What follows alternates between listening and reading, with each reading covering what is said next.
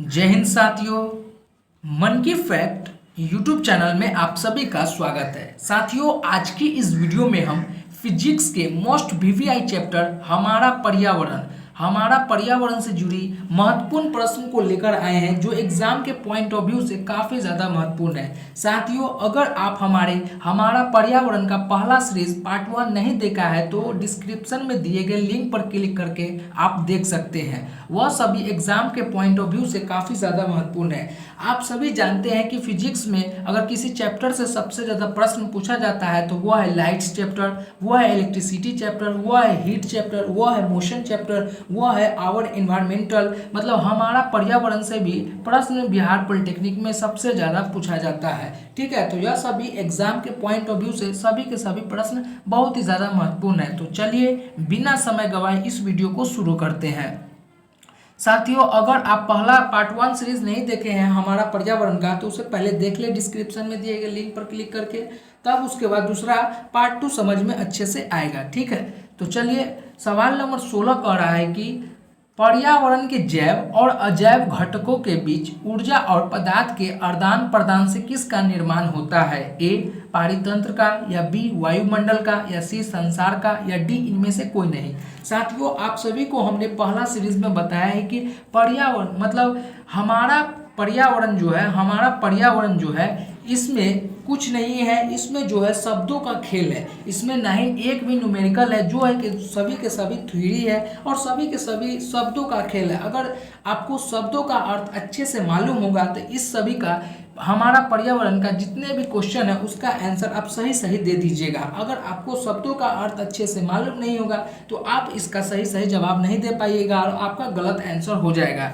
ठीक है ना। तो सवाल नंबर 16 आपसे पूछ रहा है कि पर्यावरण के जैव और अजैव घटकों के बीच ऊर्जा और पदार्थ के आदान प्रदान से किसका निर्माण होता है? ए पारितंत्र, बी वायुमंडल, या सी संसार, या डी इनमें से कोई नहीं। साथियों, आप सभी को बताना है कि इसका सही जवाब क्या होगा। तो देखिए, जैव और अजैव किसे कहते हैं पहले ये समझ लीजिए। जैव उसे कहते हैं जो जीवित हो, और अजैव उसे कहते हैं जो निर्जीव चीजें हो, निर्जीव वस्तु हो, उसे हम अजैव कहते हैं। तो कह रहा है कि जैव और अजैव मतलब जीवित और अजीवित, मतलब जीवित और अजीवित दोनों घटनों के बीच के ऊर्जा और पदार्थ के आदान प्रदान करने से किसका निर्माण होगा? तो वो जो निर्माण होगा वो पारितंत्र का निर्माण होगा, वो पारितंत्र का निर्माण होगा। तो सवाल नंबर 16 का जो सही जवाब होगा वो होगा ए। ठीक है, अब अगला प्रश्न देख लेते हैं। अगला प्रश्न क्या कर रहा है?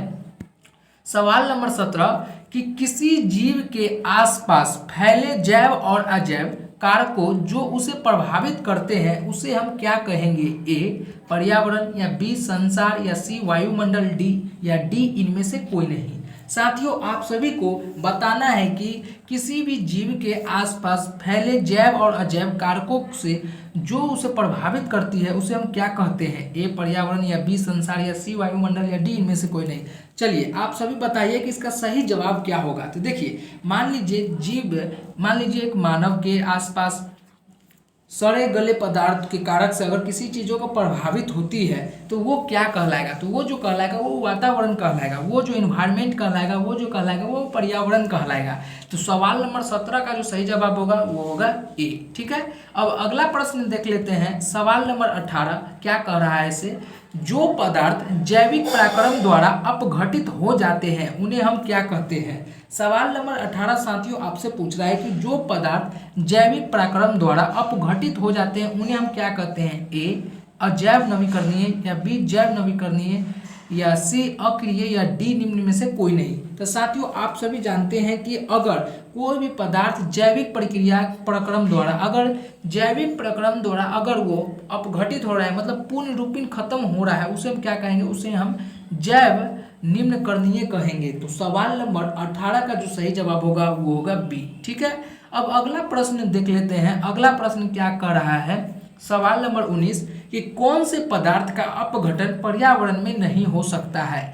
सवाल नंबर 19 आपसे पूछ रहा है कि कौन सा पदार्थ का अपघटन पर्यावरण से नहीं हो सकता है? ए प्लास्टिक का, या बी सूखे पत्ते का, या सी मृत जीव का, या डी भोजन का।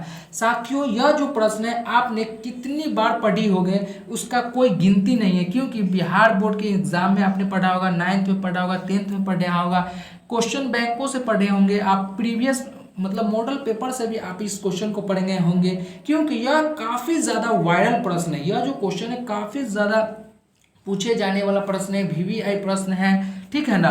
तो आपसे पूछ रहा है कि कौन सा पदार्थ अपघटन पर्यावरण में नहीं हो सकता, मतलब पूर्ण रूप खत्म नहीं हो सकता है। अपघटन मतलब पूर्ण रूप खत्म नहीं हो सकता है, कौन सा जो पर्यावरण में खत्म नहीं हो सकता है। तो आप सभी जानते हैं कि प्लास्टिक जो है ना वो पर्यावरण में पूर्ण रूपी खत्म नहीं हो सकता है। वो 100 साल 200 साल भी पूर्ण रूपी खत्म नहीं हो सकता है। वो जो है मतलब वो क्या कहते हैं, मिट्टी को ना वो जो है वो पॉइजन करता है, मतलब मिट्टी को खराब कर देगा, मतलब वो, मगर वो सड़े गलेगा नहीं, अपघटित नहीं होगा। तो आप सभी जानते हैं कि सरकार जो है प्लास्टिक को कम से कम उपयोग करने के लिए बोलते हैं, और इसे बैंड भी लगातार कई कई बार अभियान चलाकर बैंड करने का भी प्रयास करती है। मगर ये तो हो नहीं सकता, क्योंकि प्लास्टिक हमारे दैनिक जीवन में बहुत ही ज़्यादा उपयोग की चीज़ें हैं, ठीक है ना। तो आप सभी से विनम्र निवेदन है कि प्लास्टिक का जो उपयोग है आप ज़रूरत भर ही करें। अब छोटे छोटे चीज़ों के लिए प्लास्टिक का उपयोग न करें। जैसे में आप फास्ट फूड खाते हैं तो उसमें ज़्यादा प्लास्टिक का उपयोग करते हैं, आप उसको थैला में भी ले सकते हैं। जैसे में आप सब्जी उब्जी खरीद रहे हैं तो उसे आप प्लास्टिक में ही न लेकर आप अपने बैग में, अपने कपड़े का बैग में, यह सभी में आप पैक कर सकते हैं, ठीक है ना। तो प्लास्टिक का उपयोग कम करें जिससे पर्यावरण सुरक्षित रह सके, ठीक है। तो सवाल नंबर 19 का जो सही जवाब होगा वो होगा ए। अब अगला प्रश्न आपसे पूछ रहा है सवाल नंबर 20 कि निम्न में से कौन एक जैविक पराक्रम द्वारा अपघटित होने वाला पदार्थ है।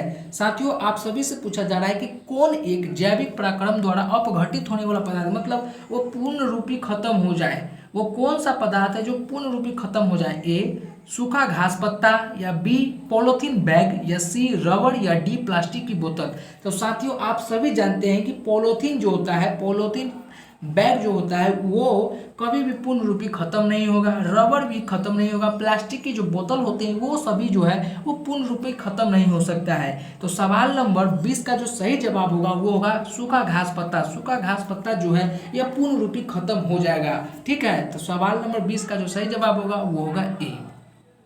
चलिए अब अगला प्रश्न देखते हैं। अगला प्रश्न क्या कह रहा है, सवाल नंबर 21 कि प्राकृतिक में पृथ्वी पर ऊर्जा का मुख्य स्रोत क्या है। साथियों आप सभी ने यह प्रश्न को काफी बार पढ़ा होगा, यह प्रश्न काफी ज्यादा वायरल प्रश्न है, ठीक है।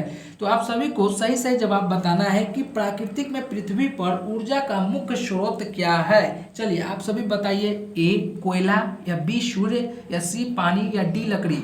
आप सभी को बताना है कि प्राकृतिक में पृथ्वी पर जो ऊर्जा का मुख्य स्रोत क्या है। तो आप सभी बताइए। देखिए सूर्य जो है ना, सूर्य जो है पृथ्वी पर ऊर्जा का मुख्य स्रोत है। पृथ्वी पर जो है ऊर्जा का मुख्य स्रोत कौन है, वो सूर्य है। तो सवाल नंबर 21 का जो सही जवाब होगा वो होगा बी, ठीक है। अब अगला प्रश्न आपसे पूछ रहा है सवाल नंबर 22 कि हरे पौधे कहलाते हैं, हरे पौधे क्या कहलाते हैं। ए उत्पादक, बी अपघटक, या सी उपभोक्ता, या डी आहार श्रृंखला। तो आप सभी जानते हैं कि अगर उत्पादन, अगर पेड़ से अगर पहले उत्पादक होता है वो हरे पौधे के रूप में उत्पादक होता है, ना कि सूखे पौधे, ना कि पीले पौधे। इस तरह के पौधे से पत्ते पहले उत्पादक नहीं होता है, जो पहले जो उत्पादक होता है वो हरे पौधे के रूप में उत्पादक होता है। तो सवाल नंबर 22 का जो सही जवाब हो जाएगा वो हो जाएगा ई, ठीक है। अब अगला प्रश्न देख लेते हैं। सवाल नंबर 23 निम्नलिखित में से कौन जैव अनवीकरणीय पदार्थ है। देखिए नवीकरणीय और अनवीकरणीय आप सभी को हमने बताया था कि हमारा पर्यावरण जो है वो शब्दों का, अर्थों का खेल है। जिस छात्र का शब्दों का अर्थ मालूम होगा वो सभी छात्र आसानी से सॉल्व कर सकेंगे। सभी के सभी हमारा पर्यावरण से जुड़ी जितने भी प्रश्न पूछे जाएंगे उसको सॉल्व आसानी से कर पाएंगे। जिस छात्र को शब्दों का अर्थ मालूम नहीं होगा वो उस छात्र प्रश्न को सॉल्व नहीं कर सकते। देखिए अनवीकरणीय का मतलब होता है कि उस तरह का पदार्थ जो खत्म हो सके, उस तरह का पदार्थ जो खत्म हो सके उसे हम अनवीकरणीय पदार्थ कहते हैं। और नवीकरणीय पदार्थ उसे कहते हैं जो कभी भी खत्म न हो सके, उसे हम नवीकरणीय पदार्थ कहते हैं। जैसे हम एक उदाहरण के माध्यम से समझते हैं। जैसे देखिए सूर्य जो है, सूर्य की रोशनी जो है, हवा जो है, यह सभी कभी खत्म नहीं हो सकता है। हवा कभी भी खत्म होगा नहीं होगा, सूर्य की रोशनी कभी खत्म होगी नहीं होगी। तो वो जो होगा वो नवीकरणीय होगा। और अनवीकरणीय कौन सा हो गया, मान लीजिए आप पेट्रोल हो गया, DDT हो गया, गया, डीजल हो गया, यह सभी जो है वो अनवीकरणीय में आ जाएगा, क्योंकि यह आज न बिहान पानी हो गया, यह आज न 100 साल 200 साल बाद यह खत्म होना ही होना है, क्योंकि इसका जो है इसका पुनर्निर्माण नहीं होता है। ठीक है ना। तो सवाल नंबर 23 का जो सही जवाब होगा वो होगा ADDT। ठीक है। अब अगला प्रश्न देख लेते हैं। अगला प्रश्न आपसे क्या पूछ रहा है, सवाल नंबर 24 काफी ज्यादा वायरल प्रश्न है और इसको भी आप कितनी बार रिपीट किए होंगे इसकी कोई गिनती नहीं है। आप 9th 10th 11th 12th भूगोल में, साइंस में, बोर्ड एग्जाम में, प्रीवियस ईयर क्वेश्चन पेपर में, मॉडल पेपर में, इसमें कितना बार आपने रिपीट किया होगा यह क्वेश्चन को आपको पता भी नहीं होगा। ठीक है ना। तो आप यह प्रश्न को गलत जवाब नहीं दीजिएगा, क्योंकि यह काफी बार आपने पढ़ा होगा और ओवर कॉन्फिडेंस में यह सभी प्रश्नों का कभी गलत ना जवाब दे, क्योंकि यह सभी बहुत ही इजी प्रश्न है। ठीक है।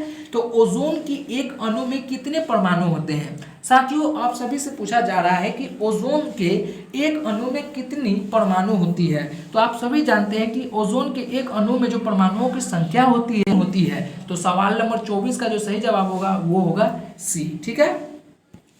अब अगला प्रश्न देख लेते हैं। अगला प्रश्न आपसे क्या पूछा जा रहा है, सवाल नंबर 25 आपसे पूछा जा रहा है कि ऊर्जा का पिरामिड हमेशा होता है, A स्लोपिंग, या B व्युत्क्रमित, या C A एवं B दोनों, या D इनमें से कोई नहीं। तो साथियों, आप सभी जानते हैं कि पिरामिड पहले किस प्रकार का होता है और किस आकार का होता है, पहले इसे हम समझ लेते हैं। तो पिरामिड जो होता है इस प्रकार का आकार का होता है, त्रिभुज आकार का होता है। मान लीजिए त्रिभुज आकार नहीं समझ रहे था, ये मंदिर का जो ऊपर का गुंबद टाइप का होता है वो इस आकार का होता है। ठीक है ना। इस आकार का, मान लीजिए इसमें अगर हम झंडा लगा दे तो ये इस प्रकार का होता है। ठीक है। ये मंदिर बन गया, ये इस प्रकार का पिरामिड, इसको ही हम पिरामिड कहते हैं। तो इसमें ऊर्जा किस प्रकार का होगा, स्लोपिंग या व्युत्क्रमित? तो देखिए ऊर्जा जो होगा, यहाँ से अगर आप चढ़ना चाहिएगा ना इस पर तो कभी नहीं चढ़ पाएगा, क्योंकि ये पिरामिड है, ये स्लोपिंग है, पूरा स्लोपिंग है, इसमें घर्षण बल रुकेगा ही नहीं, इसमें घर्षण हो ही नहीं पाएगा। ठीक है। तो इस पर चढ़ने के लिए, इस झंडा को लगाने के लिए आपको एक सीढ़ी का प्रयोग करना होगा। ठीक है। तो ऊर्जा का जो ये पिरामिड हमेशा जो होता है वो स्लोपिंग में होता है। तो सवाल नंबर 25 का जो सही जवाब होगा वो होगा A। ठीक है। अब अगला प्रश्न देख लेते हैं। अगला प्रश्न क्या कर रहा है, सवाल नंबर 26 की जैव आवर्धन का मुख्य कारण क्या है? साथियों, आप सभी से पूछा जा रहा है सवाल नंबर 26 की जैव आवर्धन का मुख्य कारण क्या है? A कीटनाशक का उपयोग, या B उर्वरक का उपयोग, या C कीटनाशक का उपयोग, या D इनमें से कोई नहीं। देखिए, जैव आवर्धक का जो मुख्य स्रोत जो है वो कीटनाशक से भी है, उर्वरक से भी है और कीटनाशक से भी है। मतलब सवाल नंबर 26 का जो सही जवाब होगा वो होगा D। ठीक है।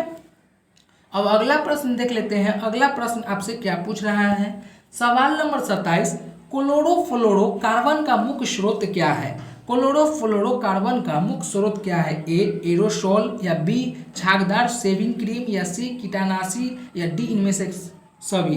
तो साथियों, आप सभी जानते हैं कि क्लोरोफ्लोरोकार्बन का जो मुख्य स्रोत है, क्लोरोफ्लोरोकार्बन जो पाए जाते हैं वो एरोसोल, ग्लिसरॉल, ग्लिसरीन में भी पाए जाते हैं, झाग शेविंग क्रीम में भी पाए जाते हैं और कीटनाशक के रूप में भी पाए जाते हैं। मतलब ये सभी में पाए जाते हैं क्लोरोफ्लोरोकार्बन। तो सवाल नंबर 27 का जो सही जवाब होगा वो होगा D। ठीक है। अब अगला प्रश्न देख लेते हैं। अगला प्रश्न क्या पूछ रहा है, सवाल नंबर 28 अलग अलग मानव गतिविधियों द्वारा क्या होगा?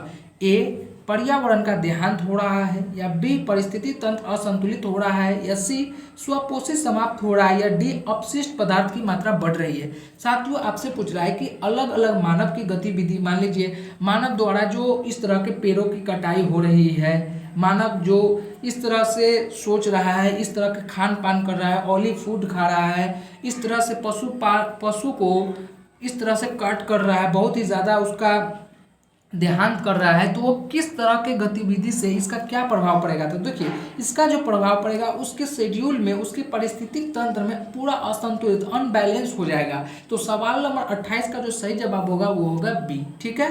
अब अगला प्रश्न देख लेते हैं। सवाल नंबर 29 क्या कर रहा है, सवाल नंबर 29 पूछ रहा है कि ओजोन स्तर के क्षय के कारण निम्न में क्या प्रभाव पड़ता है? A त्वचा कैंसर, या B मोतियाबिंद, या C उत्परिवर्तन, या D इनमें से सभी। साथियों, अगर ओजोन जो है, ओजोन परत है, उसके अगर क्षय मतलब उसका जो छिद्र है अगर छोटा सा अगर बड़ा भी हो जाए तो उससे क्या प्रभाव पड़ेगा? तो देखिए, ओजोन किरण जो होते हैं ना, ओजोन किरण अगर आपके शरीर पर अगर आपको पड़ जाएगा तो उससे आपको बहुत ज़्यादा खतरा हो सकता है, आपको उससे कैंसर भी हो सकता है। अगर ओजोन परत को आप देखते हैं, ओजोन किरण को आप देखते हैं, तो उससे क्या होगा कि आपको अगर आँख से देखते हैं तो आपको मोतियाबिंद भी हो सकता है, आपके शरीर पर हानि भी बहुत ज़्यादा मात्रा में पहुंच सकता है। तो सवाल नंबर 29 पूछ रहा है कि ओजोन स्तर के क्षय, मतलब ओजोन स्तर के क्षय के कारण क्या क्या प्रभाव पड़ सकता है। तो त्वचा कैंसर, मोतियाबिंद, उत्परिवर्तन, मतलब यह सभी हो सकता है, इसका प्रभाव सभी पर पड़ सकता है। तो सवाल नंबर 29 का जो सही जवाब होगा वो होगा डी। ठीक है, अब अगला प्रश्न देख लेते हैं। सवाल नंबर 30 सही आहार श्रृंखला है। साथियों, आप सभी को पहला सीरीज में भी हमने बताया है और यह सेकेंड पार्ट में भी आपको हम बता रहे हैं कि आहार श्रृंखला से हमारा पर्यावरण में, हमारा पर्यावरण चैप्टर से आपको यही प्रश्न पूछा जाएगा। आहार श्रृंखला से हर साल प्रश्न पूछा जाता है। यह बहुत ही ज़्यादा VVI पॉइंट है, इसे आप समझ लीजिएगा और बहुत ही ज़्यादा ईजी है। कहा जा रहा है कि किस पर आधारित है आहार श्रृंखला, मतलब कौन किस पर आधारित है वो आपको बताना है। तो देखिए सवाल नंबर 30 पूछ रहा है ए चिड़िया, सांप और घास, मतलब चिड़िया से सांप आधारित है, सांप से घास आधारित है, मतलब नहीं। सवाल नंबर 30 का बी बोल रहा है कि मछली से घास आधारित है, घास से गाय आधारित है, मतलब नहीं। अब सवाल नंबर 30 का सी बोल रहा है कि बकरी घास पर, घास से हिरन, मतलब बकरी से घास, घास से हिरन, ये नहीं ना होगा पहले घास से बकरी होगा, बकरी के बाद क्या होगा, उसके बाद शेर होगा, इस प्रकार होगा। शेर होगा या मानव होगा, पहले घास, उसके बाद बकरी, उसके बाद मानव, उसके बाद आदमी होगा। ठीक है ना। तो सवाल नंबर 30 जो होगा वो सही होगा, पहले घास, उसके बाद हिरन, उसके बाद शेर। यह सभी जो है आहार श्रृंखला पर आधारित है, मतलब घास को हिरन खाएगी, हिरन को शेर खाएगा। तो यह जो है आहार श्रृंखला के अनुसार ये आधारित है। ठीक है, तो सवाल नंबर 30 का जो सही जवाब होगा वो होगा डी। साथियों, यह रही आपका हमारा पर्यावरण से जुड़ी बहुत ही महत्वपूर्ण 15 प्रश्न। अगर आप 15 प्रश्न में से 13 प्रश्न सही किए हैं तो आपकी जो तैयारी है वो काफ़ी ज़्यादा नेक्स्ट लेवल की तैयारी है। अगर आपने 15 में अगर 10 प्रश्न सही किए, 8 प्रश्न सही किए हैं, तो आपको अभी और ज़्यादा पढ़ने की ज़रूरत है, आपको अभी बहुत ही ज़्यादा तैयारी करने की ज़रूरत है, क्योंकि यह सभी प्रश्न इजी है और बहुत ही ज़्यादा VVI थी। ठीक है, तो फिर मिलते हैं एक नई वीडियो में, जब तक के लिए जय हिंद।